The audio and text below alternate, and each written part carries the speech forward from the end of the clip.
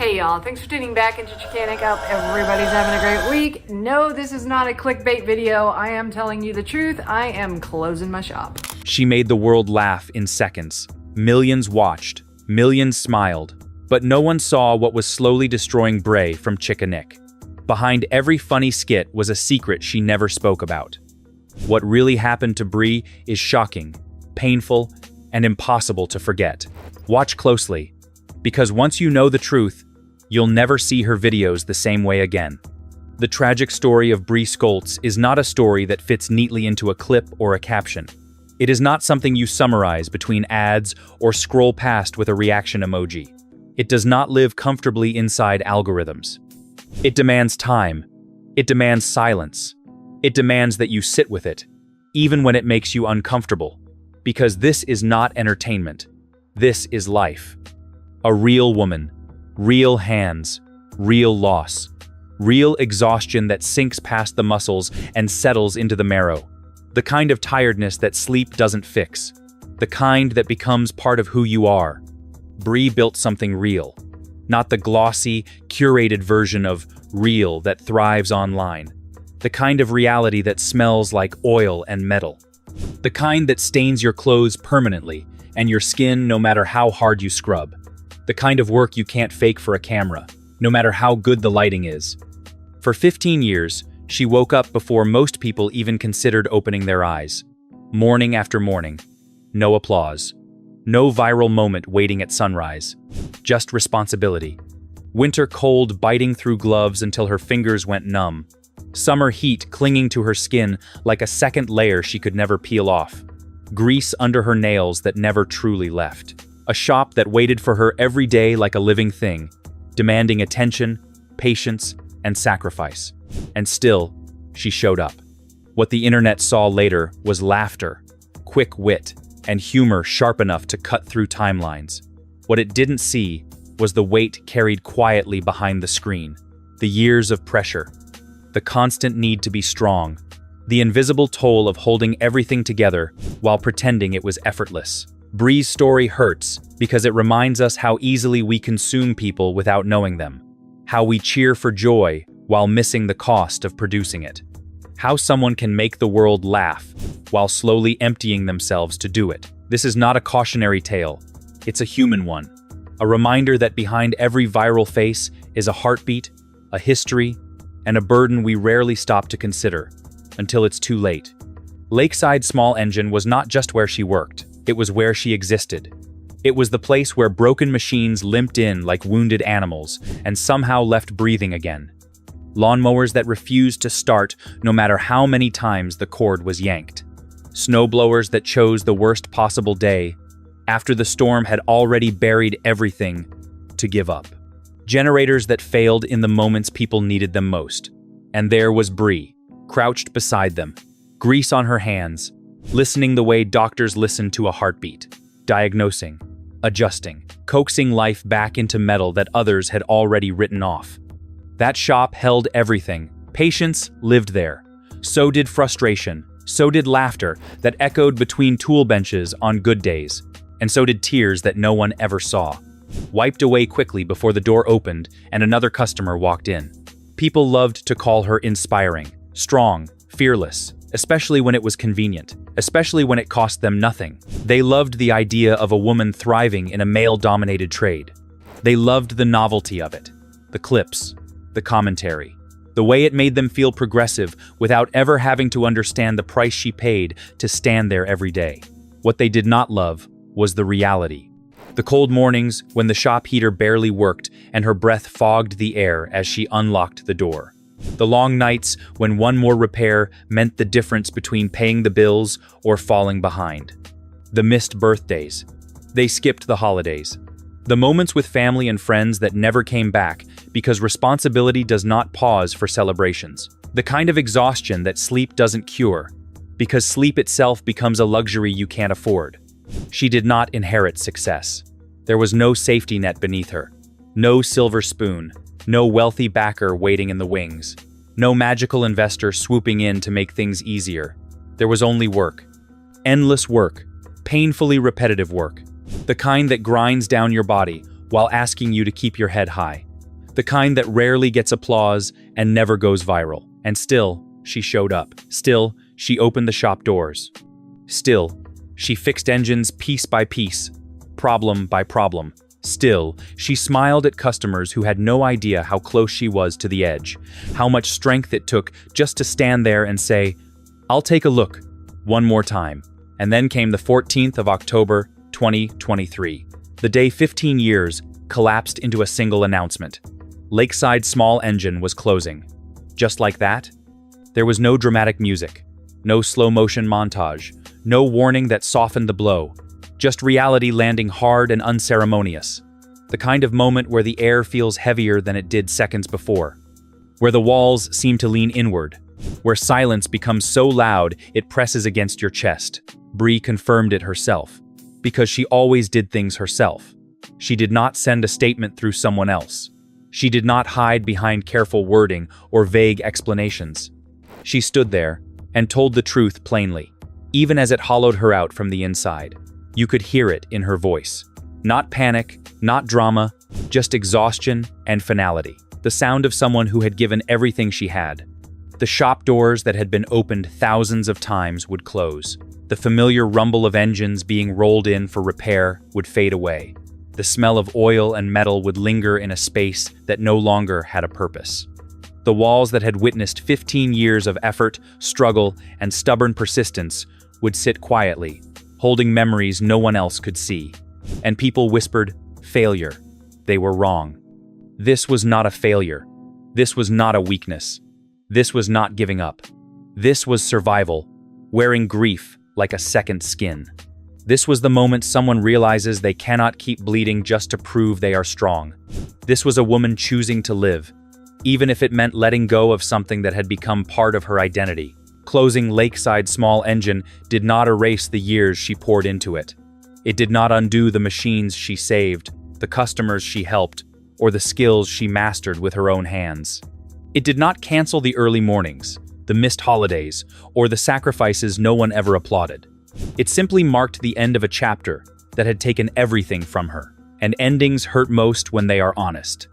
What no one saw was the chaos already tearing her life apart behind closed doors. Identity theft does not announce itself politely. It does not knock. It slips in quietly and then sets your life on fire while you are still trying to figure out where the smoke is coming from. Accounts were compromised. Numbers stopped making sense. Money appeared to move without permission and then vanish without explanation. Paperwork multiplied every time she tried to fix the problem, growing thicker and more confusing with each attempt. Hours disappeared on the phone, listening to hold music that somehow made everything feel heavier. Proof that should have mattered did not. Systems that were supposed to help treated her like a problem instead of a victim. Try running a small business while your identity is being peeled apart, piece by piece. Try focusing on repairs when your bank account feels like a moving target. Try fixing engines when your own life refuses to start. Try sleeping when your mind replays worst-case scenarios on a loop that never shuts off. Stress did not visit her. It moved in. It sat beside her during meals. It followed her into bed. It woke her before her alarm and stayed long after the lights went out. It lived in her chest, tightening with every unanswered question and every new letter that arrived in the mail. At the same time, government pressure began to tighten. Regulations stacked on top of regulations. Scrutiny increased. Crackdowns arrived without context or compassion. None of it cared how thin her margins already were or how close she was to breaking. The same systems that claimed to protect small businesses suddenly felt very uninterested in protecting hers. Every form asked for answers she did not have. Every deadline came faster than her ability to breathe. There was no pause button, no grace period for someone already drowning. Just an endless demand to comply, to explain, to prove, to survive. There is something darkly ironic about it all, almost sarcastic. Help is always advertised loudly, but delivered quietly, if it arrives at all. Support is promised in bold letters, but buried in fine print. Survival becomes suspicious. Strength becomes something you have to justify. Resilience is celebrated only until it becomes inconvenient. From the outside, people saw a woman who seemed capable, someone who had handled years of hard work, someone who should have been able to handle just a little more. What they did not see was that the weight had already become unbearable, that the ground beneath her was giving way, while everyone else assumed she was still standing on solid ground. This was not a single problem.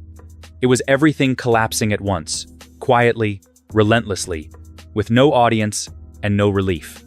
Bray was exhausted, burned out, spiritually empty, the kind of tiredness that settles so deep it changes the way you think, the way you breathe, the way you exist in the world. But she did not stop. She kept fixing engines because people depended on her, because someone else's emergency still felt more important than her own collapse. She kept helping customers because walking away felt like another kind of death, a betrayal of everything she had built with her own hands. She kept showing up because quitting was not in her vocabulary, even when her body and mind were quietly begging her to choose rest. Every day required effort that no one could see. Every smile cost more than it should have. Every completed repair came with a little less of herself left behind. She pushed through on determination alone, even as the well ran dry. From the outside, it looked like strength.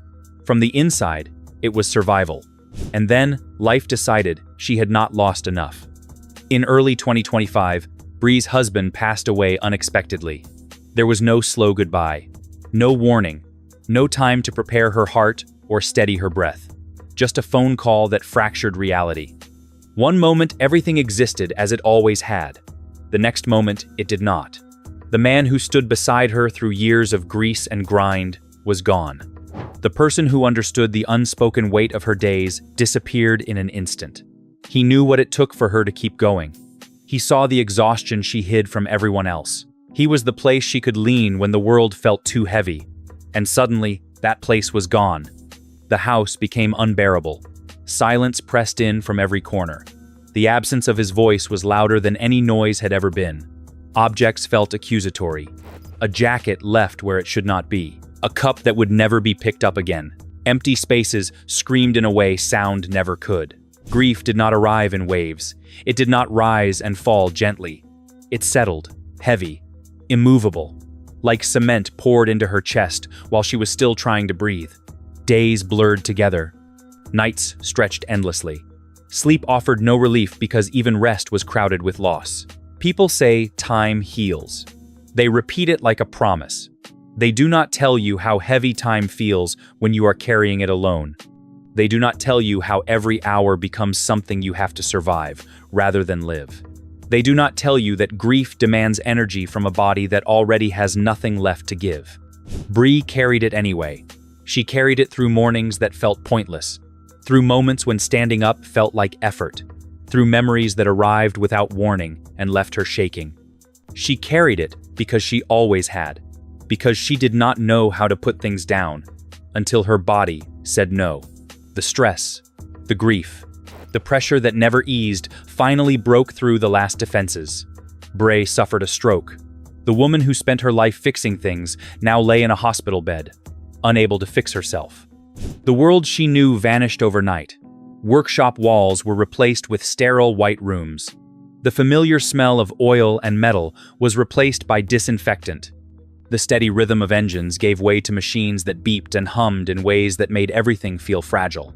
Time moved differently there, slower, heavier. Each second seemed to demand more strength than she had left.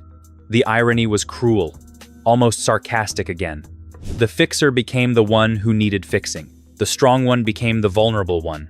The woman who never stopped moving suddenly could not trust her own body to respond. Limbs that once worked with precision now felt distant. Simple movements required focus, effort, patience she was not used to giving herself. Fear settled in quickly. Would she fully recover? Would she lose more than she already had? Would her body betray her again when she least expected it? Every unanswered question echoed louder in the quiet of hospital nights. Every test carried the weight of possibility and loss. Recovery was slow, painful, humbling. Progress came in inches, not leaps. Some days felt hopeful. Others felt like setbacks, disguised as effort. She had to relearn trust in a body that had failed her when she needed it most. She had to accept help when independence had always been her armor. And beneath it all was grief. Not just for her husband, not just for the business she lost, but for the version of herself she used to be.